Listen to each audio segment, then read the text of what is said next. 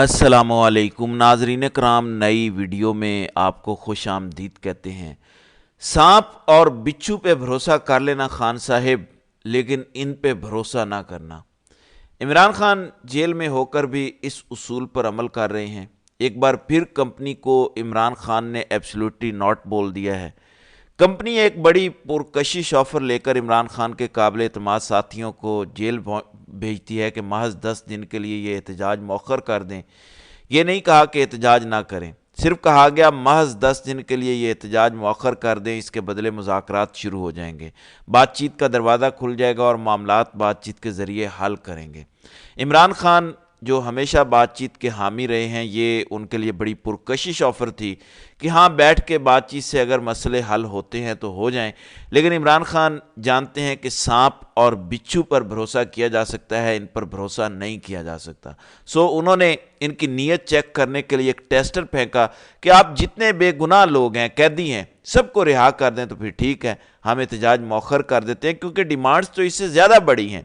Demand तो mandate की वापसी की है, आईनी तरमीम की वापसी की है, लेकिन चलें शुरू कहीं से तो करना है, तो चलें बेगुनाह लोगों को रिहा करके कर दें। ये वो डिमांड थी कि जैसे ही सामने आई, अगलों ने इमरान खान पे एक और जाली केस बना दिया और आज सुबह उनका फिजिकल रिमांड भी ले लिया। अब अडयाला जेल को ही, इमरान खान के सेल को ही थाना करार दे दिया गया है और न्यू टाउन थाना की पुलिस ने कंट्रोल संभाल लिया है इमरान खान का। तो इमरान खान ने इसके हवाले से क्या कहा है, जो रिपोर्ट हुआ है वो मैं आपको बता देता हूँ। खान साहब कहते हैं कि वाज़े हो गया कि हुकूमत मुझे इंगेज करके मामले को तूल देना चाहती है। यह भी वाज़े हो गया कि असल ताकत जिसके पास है उसने ये सब कुछ किया। ये सब कुछ ये बताने के लिए किया गया कि वो जो चाहें करें, वो कानून से बालातर हैं। मैं जेल में हूँ और मुझ पर केसेस बनाए जा रहे हैं। कोर्ट ज़मानत मंजूर करती है और यहाँ पहले से तय होता है कि रिहाई नहीं देनी। मुज़ाकरात चलते रहते हैं, मगर ये पता चल गया कि ये सीरियस नहीं है, ये सिर्फ एहतजाज मुलतवी करवाना चाहते थे।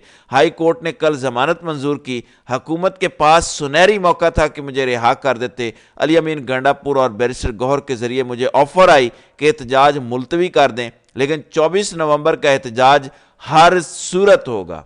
अब ऐसे में जब खान ने इनकी चाल समझ ली है और खान ने इनका ब्लफ कॉल कर दिया, तो उसके बाद फिर क्या सूरत हाल रह जाती है। अब इमरान खान ने इनका ब्लफ कॉल कर दिया, इनको समझ आ गई और इमरान खान ने इनके सामने वाज़े कर दिया कि आप मुझे मजीद धोखा नहीं दे सकते। तो फिर आगे क्या किया है, अब इन्होंने एक और हल निकाला है और वो टाइम टेस्टेड हल है, वो है आमिर फारूक का हल। जस्टिस आमिर फारूक आज ही केस आता है, आज ही लगाते हैं और मुमकिन है आज ही फैसला जारी कर दें।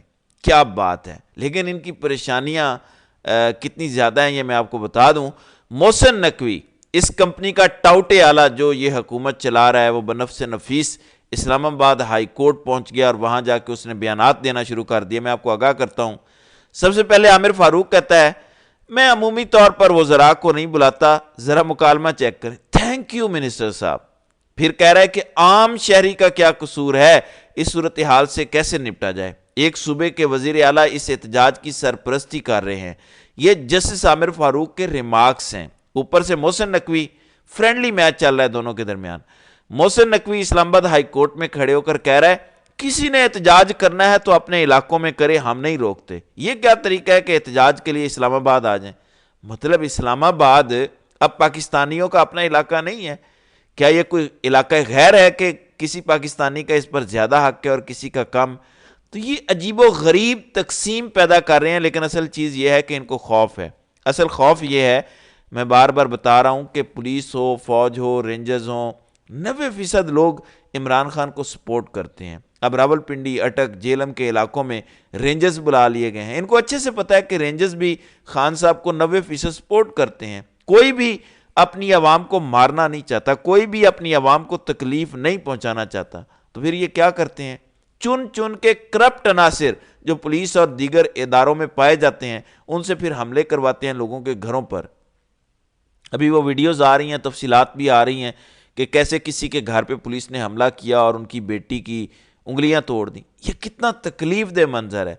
तो लोग कहते हैं कि हम लाखों की तादाद में डी चौक आ गए तो फिर हम भी तुम्हारे घरों में घुस के मुज़ाकरात करेंगे, हम भी फिर वही करेंगे اس لیے عوام کو اس طرف مت دھکیلیں. عوام پرامن طریقے سے آ کے ڈی چوک بیٹھنا چاہتے ہیں, اس پر کسی کو کوئی اعتراض نہیں ہونا چاہیے. عمران خان کی ڈیمانڈ اینٹی پاکستان نہیں ہے.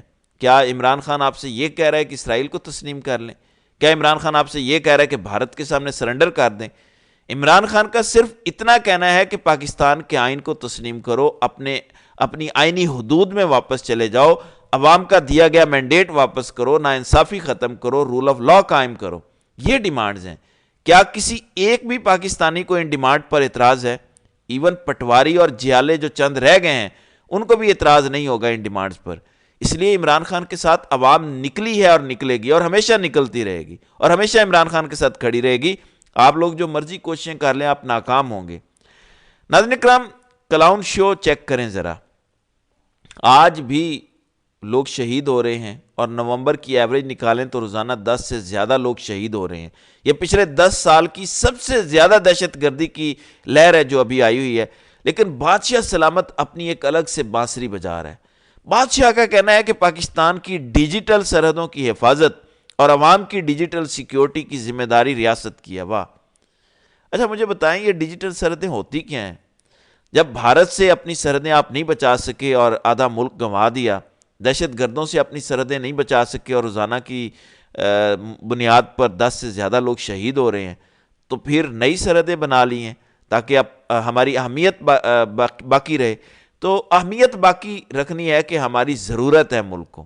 ان ڈیجیٹل سرحدوں کی حفاظت کے لیے آپ کو آئی ٹی ایکسپرٹس چاہیے. اس کے لیے آپ کو فوجی ٹرینر کی ضرورت نہیں ہے, نہ ہی ملٹری ادارے کی ضرورت ہے. اس کے لیے اگر آپ نے کوئی ڈیجیٹل سرحدیں بنانی ہے تو وہ ریاست بنائے گی جو عوام کی الیکٹڈ نمائندوں سے بنتی ہے, ان کے نیچے اداروں سے بنتی ہے. عوام ریاست ہوتے ہیں بنیادی طور پر, اور وہی طے کریں گے کہ سرحدیں کیا ہیں اور ہم نے رولز کیا بنانے ہیں, ریگولیشنز کیا کرنے ہیں, کیا چلنا ہے کیا نہیں چلنا چاہیے. اور اس کے لیے آئی ٹی ایکسپرٹس چاہیے ہوں گے جنہیں ریاست ہائر کرے گی, نہ کہ اس کے لیے ملٹری ٹرینر کی ضرورت ہے.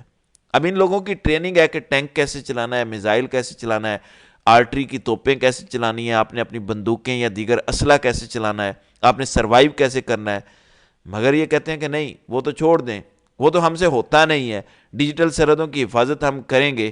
جس کام کے لیے عوام آپ کو پیسے دے رہی ہے وہ نہیں کرنا, جس کام کے پیسے نہیں دے رہی وہ آپ نے کرنا ہے. وہ کام عوام خود کر لے گی. اپنی ڈیجیٹل سرحدوں کی حفاظت کرنا عوام جانتی ہے, اس کے لیے کسی کی ضرورت نہیں ہے. لیکن یہ کلاؤن شو ہے جو پاکستان میں چل رہا ہے. اب عمران خان نے اپنے وکلاء کے ذریعے میڈیا کو شرم دلانے کی کوشش کی ہے.